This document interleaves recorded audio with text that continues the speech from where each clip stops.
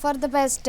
ಏನೂ ಆಗಲ್ಲ. ನೀವು ತುಂಬ ಧೈರ್ಯವಾಗಿರಿ. ಹೆಣ್ಣುಮಕ್ಕಳು ಅಂತ ಬಂದಂತಹ ಸಂದರ್ಭದಲ್ಲಿ ನಮಗೆ ಧೈರ್ಯನೇ ಬಹಳ ಇಂಪಾರ್ಟೆಂಟು. ತುಂಬ ನೊಂದಿದ್ದೀರಿ ಅಂತ ಕಾಣಿಸುತ್ತೆ. ನೀವು ನೀವು ಹಾಕ್ತಿರೋ ಒಂದೊಂದು ಕಣ್ಣೀರಿಗೂ ಬೆಲೆ ತೆರಲೇಬೇಕಾಗತ್ತೆ. ಯಾಕೆಂತಂದರೆ ಈ ಹಿಂದಿನ ನಮ್ಮ ಹಿರಿಯರೆಲ್ಲ ಕೂಡ ಸಾಕಷ್ಟು ಹೇಳಿದ್ದಾರೆ, ಒಬ್ಬ ಹೆಣ್ಣು ಮಗಳ ಕಣ್ಣೀರನ್ನು ಹಾಕಿಸಿದಂತಹ ವ್ಯಕ್ತಿ ಯಾವತ್ತೂ ಉದ್ಧಾರ ಆಗಲ್ಲ ಅನ್ನುವಂತಹ ಮಾತುಗಳನ್ನ ನಾವು ಕೇಳಿದ್ದೀವಿ. ಸೊ ನಿಮಗೆ ನ್ಯಾಯ ಸಿಗಲಿ ಅನ್ನೋದು ನಮ್ಮ ಆಶಯ. ಮತ್ತೊಂದು ವಿಚಾರ ಏನಪ್ಪ ಅಂತಂದರೆ, ಈಗ ನೀವೆಲ್ಲದಕ್ಕೂ ರೆಡಿ ಆಗಿದ್ದೀರಿ, ರೆಡಿ ಟು ಫೇಸ್ ಅನ್ನೋ ಥರ ಎಲ್ಲದಕ್ಕೂ ರೆಡಿ ಆಗಿದ್ದೀರಿ. ಮತ್ತು ಸಾಂಸಾರಿಕ ಜೀವನವೂ ಬೇಡ, ಏನೂ ಬೇಡ ಅಂತ ಹೇಳಿ ಎಲ್ಲದಕ್ಕೂ ರೆಡಿ ಆಗಿದ್ದೀರಿ. ಇಷ್ಟೆಲ್ಲ ಆದಮೇಲೂ ಕೂಡ ಇನ್ ಕೇಸ್ ನ್ಯಾಯಾಲಯದಲ್ಲೂ ಕೂಡ ನಿಮಗೆ ನ್ಯಾಯ ಸಿಗುತ್ತೆ ಅನ್ನೋ ಭರವಸೆ ಇದೆಯಾ? ಯಾಕೆಂತಂದರೆ ಎಷ್ಟೋ ಕೇಸ್ಗಳಲ್ಲಿ ಎವಿಡೆನ್ಸ್ ಇಲ್ಲ ಅಂತಂದರೆ ಅದು ಫ್ಲ್ಯಾಪ್ ಆಗುವಂಥದ್ದನ್ನು ನಾವು ನೋಡಿದ್ದೀವಿ. ಯಾಕೆಂತಂದರೆ ಹೊಡೆದಂತಹ ಸಂದರ್ಭದಲ್ಲೂ ಕೂಡ ನಿಮ್ಮ ಹತ್ರ ಮೆಡಿಕಲ್ ಸರ್ಟಿಫಿಕೇಟ್ ಇರಬೇಕು. ಅದು ಇವಾಗ ನಿಮ್ಮ ಮೇಲೆ ಅವ್ರು ಕೈ ಮಾಡಿದಂತಹ ಸಂದರ್ಭದಲ್ಲಿ ನೀವು ಅದು ಯಾವುದನ್ನು ಕೂಡ ಮಾಡಿಸಿರಲಿಲ್ಲ.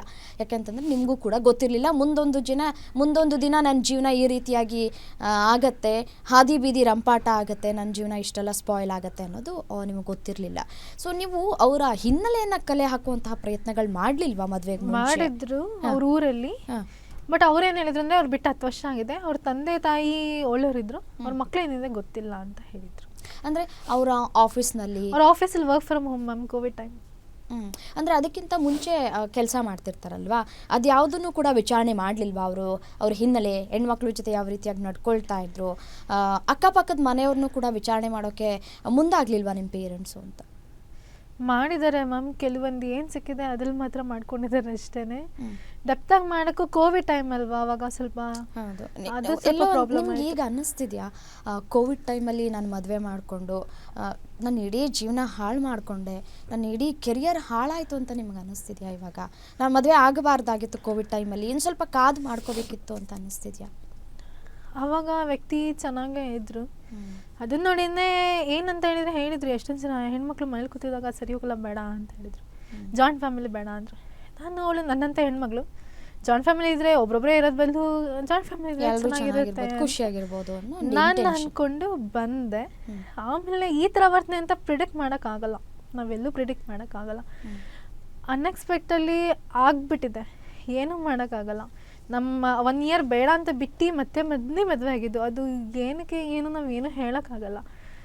ಸೊ ಹಿಂಗೆ ಬಂದಾಗ ಆಗೋಯ್ತು. ನಾನು ಅದೇ ಥರ ಅಂದ್ಕೊಂಡಿರೋದು ಮ್ಯಾಮ್, ಲೈಫ್ ಹೇಗೆ ತೊಗೊಂಡೋಗ್ಬೇಕು ಹಾಗೆ ತೊಗೊಂಡೋಗ್ಬೇಕು, ಆಗೋಯ್ತು. ಆಗೋಗಿರೋದನ್ನು ಯೋಚನೆ ಮಾಡ್ಕೊಂಡು ಕೂತ್ಕೊಂಡ್ರೆ ಅದು ವೇಸ್ಟೇನೆ. ಅದು ಈಗ ನೀವು ಕೆಲಸ ಮಾಡ್ತಾ ಇದ್ದೀರಿ ಬಿಂದು, ನಿಮ್ಮ ಕಂಪ್ನಿಗೆ ಈ ವಿಚಾರ ಗೊತ್ತಾದಾಗ ಅವ್ರಿಗೆ ಗೊತ್ತಾ ಮ್ಯಾಮ್ ರಿಯಾಕ್ಷನ್ ಹೇಗೆ? ಅವರು ನನ್ನ ಡೇ 1 ಇಲ್ಲಿ ಬಂದಾಗಿಂದ ನನ್ನ ಸಫರಿಂಗ್ಸು, ನಾನು ಊಟ ಮಾಡದೇ ಇರೋದು, ನನಗೆ ಹುಷಾರಿಲ್ಲದೆ ಇರೋದು ಎಲ್ಲರಿಗೂ ಅವ್ರಿಗೆ ಗೊತ್ತು.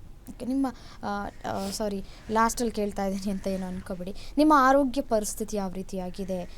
ಯಾಕೆಂದರೆ ತುಂಬ ದಿನ ಊಟ ಕೊಟ್ಟಿಲ್ಲ, ತುಂಬ ದಿನ ಹಸ್ಕೊಂಡಿದ್ದು ಉಂಟು.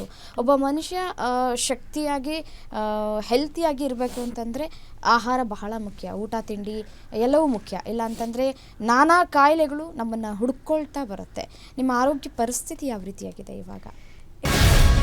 ಗ್ಯಾರಂಟಿ ನ್ಯೂಸ್, ಸುದ್ದಿ ಖಚಿತ, ನ್ಯಾಯ ನಿಶ್ಚಿತ.